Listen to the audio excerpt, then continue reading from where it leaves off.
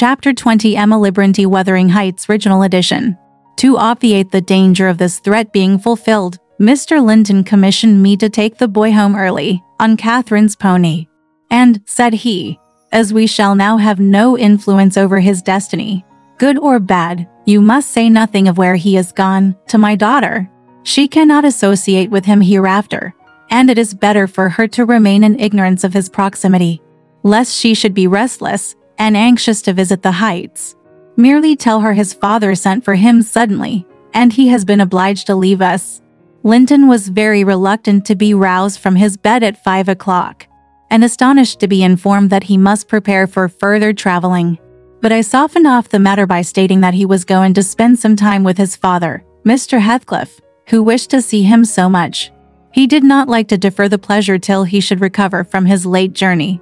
"My father!" he cried, in strange perplexity. "Mama never told me I had a father.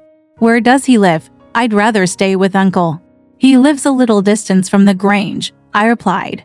"Just beyond those hills. Not so far, but you may walk over here when you get hearty. And you should be glad to go home, and to see him. You must try to love him, as you did your mother, and then he will love you." "But why have I not heard of him before?" asked Linton. "Why didn't Mama and he live together, as other people do?" "He had business to keep him in the north," I answered, "and your mother's health required her to reside in the south." "And why didn't Mama speak to me about him?" persevered the child. "She often talked of Uncle, and I learned to love him long ago." "How am I to love Papa? I don't know him." "Oh, all children love their parents," I said. "Your mother, perhaps, thought you would want to be with him if she mentioned him often to you. Let us make haste. An early ride on such a beautiful morning is much preferable to an hour's more sleep." "Is she to go with us?" he demanded. "The little girl I saw yesterday," replied I. "Is Uncle?" he continued. "No, I shall be your companion there," I said. Linton sank back on his pillow and fell into a brown study. "I won't go without Uncle," he cried at length. "I can't tell where you mean to take me." I attempted to persuade him of the naughtiness of showing reluctance to meet his father. Still he obstinately resisted any progress towards dressing, and I had to call for my master's assistance in coaxing him out of bed. The poor thing was finally got off, with several delusive assurances that his absence should be short, that Mr. Edgar and Cathy would visit him, and other promises, equally ill-founded, which I invented and reiterated at intervals throughout the way. The pure heather-scented air, and the bright sunshine, and the gentle canter of Minnie relieved his despondency after a while. He began to put questions concerning his new home, and its inhabitants, with greater interest and liveliness. "Is Wuthering Heights as pleasant a place as Thrushcross Grange?" he inquired, turning to take a last glance into the valley, whence a light mist mounted and formed a fleecy cloud on the skirts of the blue. "It is not so buried in trees," I replied, "and it is not quite so large, but you can see the country beautifully all round. And the air is healthier for you, fresher and drier. You will, perhaps, think the building old and dark at first, though it is a respectable house, the next best in the neighborhood. And you will have such nice rambles on the moors. Hareton Earnshaw, that is Miss Cathy's other cousin, and so yours in a manner, will show you all the sweetest spots. And you can bring a book in fine weather, and make a green hollow your study. And now and then, your uncle may join you in a walk. He does, frequently, walk out on the hills." "And what is my father like?" he asked. "Is he as young and handsome as Uncle?" "He's as young," said I, "but he has black hair and eyes, and looks sterner, and he is taller and bigger altogether. He'll not seem to you so gentle and kind at first, perhaps, because it is not his way. Still, mind you, be frank and cordial with him. And naturally he'll be fonder of you than any uncle, for you are his own." "Black hair and eyes," mused Linton. "I can't fancy him. Then I am not like him, am I?" "Not much," I answered. "Not a morsel," I thought, surveying with regret the wide complexion and slim frame of my companion. "And his large languid eyes, his mother's eyes, save that, unless a morbid touchiness kindled them a moment, they had not a vestige of her sparkling spirit. How strange that he should never come to see Mama and me, he murmured. Has he ever seen me? If he have, I must have been a baby. I remember not a single thing about him. Why, Master Linton, said I, 300 miles is a great distance, and 10 years seem very different in length to a grown-up person compared with what they do to you. It is probable Mr. Heathcliff proposed going from summer to summer, but never found a convenient opportunity. And now it is too late. Don't trouble him with questions on the subject. It will disturb him, for no good. The boy was fully occupied with his own cogitations for the remainder of the ride, till we halted before the farmhouse garden gate. I watched to catch his impressions in his countenance. He surveyed the carved front and low-browed lattices, the straggling gooseberry bushes and cricket firs, with solemn intentness, and then shook his head. His private feelings entirely disapproved of the exterior of his new abode. But he had sense to postpone complaining. There might be compensation within. Before he dismounted, I went and opened the door.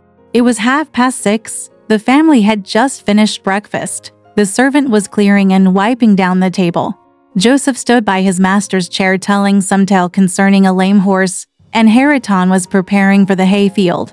"Hallo, Nellie," cried Mr. Heathcliff. When he saw me, I feared I should have to come down and fetch my property myself. "You've brought it, have you? Let us see what we can make of it." He got up and strode to the door. Hareton and Joseph followed in gaping curiosity. Poor Linton ran a frightened eye over the faces of the three. "Sure lie," said Joseph, after a grave inspection. "He's swapped wye, maester, and yon's his lass." Heathcliff, having stared his son into an ag of confusion, uttered a scornful laugh. "God, what a beauty! What a lovely, charming thing!" he exclaimed. "Haven't they reared it on snails and sour milk, Nellie? Oh, damn my soul, but that's worse than I expected, and the devil knows I was not sanguine." I bid the trembling and bewildered child get down and enter. He did not thoroughly comprehend the meaning of his father's speech, or whether it were intended for him. Indeed, he was not yet certain that the grim, sneering stranger was his father, but he clung to me with growing trepidation. And on Mr. Heathcliff's taking a seat and bidding him come hither, he hid his face on my shoulder and wept. "Tut, tut," said Heathcliff, stretching out a hand and tracking him roughly between his knees, and then holding up his head by the chin. "None of that nonsense. We're not going to hurt thee. Linton, isn't that thy name? Thou art thy mother's child, entirely. Where is my share in thee, pulling chicken?" He took off the boy's cap and pushed back his thick flaxen curls, felt his slender arms and his small fingers. During which examination, Linton ceased crying and lifted his great blue eyes to inspect the inspector. "Do you know me?" asked Heathcliff, having satisfied himself that the limbs were all equally frail and feeble. "No," said Linton, with a gaze of vacant fear. "You've heard of me, I dare say." "No," he replied again. "No. What a shame of your mother, never to waken your filial regard for me. You are my son. Then, I'll tell you. And your mother was a wicked slut to leave you in ignorance of the sort of father you possessed. Now, don't wince, and color up, though it is something to see you have not white blood. Be a good lad, and I'll do for you. Nellie, if you be tired you may sit down. If not, get home again. I guess you'll report what you hear and see to the cipher at the Grange. And this thing won't be settled while you linger about it." "Well," replied I hope you'll be kind to the boy, Mr. Heathcliff, or you'll not keep him long. And he's all you have akin in the wide world that you will ever know. Remember, I'll be very kind to him. You needn't fear," he said, laughing. "Only nobody else must be kind to him. I'm jealous of monopolizing his affection. And, to begin my kindness, Joseph, bring the lad some breakfast. Hareton, you infernal calf, be gone to your work. Yes, Nell," he added, when they had departed, "my son is prospective owner of your place, and I should not wish him to die till I was certain of being his successor. Besides, he's mine, and I want the triumph of seeing my descendant fairly lord of their estates. My child hiring their children to till their father's lands for wages. That is the sole consideration which can make me endure the whelp, I despise him for himself and hate him for the memories he revives. But that consideration is sufficient. He's as safe with me and shall be tended as carefully as your master tends his own. I have a room upstairs, furnished for him in handsome style. I've engaged a tutor, also, to come 3 times a week, from 20 miles distance, to teach him what he pleases to learn. I've ordered Hariton to obey him, and in fact I've arranged everything with a view to preserve the superior and the gentleman in him above his associates.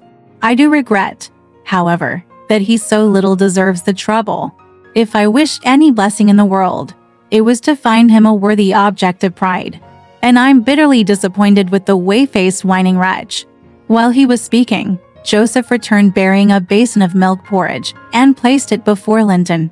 He stirred round the homely mess with a look of aversion and affirmed he could not eat it.